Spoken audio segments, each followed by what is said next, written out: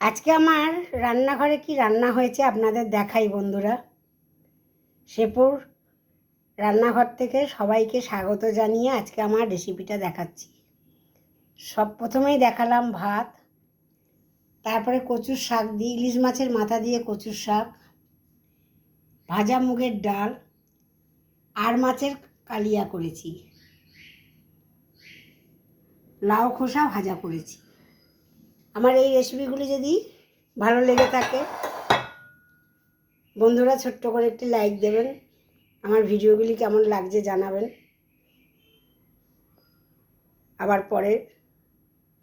আবার যেদিন যেরকম হবে সেদিন সেরকম আপনাদের আমি দেখাবো। আমার ভিডিওগুলি কেমন লাগছে আপনাদের কাছে কমেন্ট না পেলে ঠিক আমার ভালো লাগছে না। আপনারা কমেন্ট করে বলবেন তো যে আমার ভিডিওগুলি কেমন লাগছে। হয়তো আমি সব রান্না সবসময় দেখাতে পারছি না, এতগুলো রান্না দেখাতে গেলে ভিডিওটা অনেক বড় হয়ে যাবে। কিন্তু যে রান্নাগুলো আমি করি সেই রান্নাগুলো এক একটা পদের রান্না আমি আপনাদের সঙ্গে ভাগে ভাগে শেয়ার করে তারপরে আমি ভিডিও করি।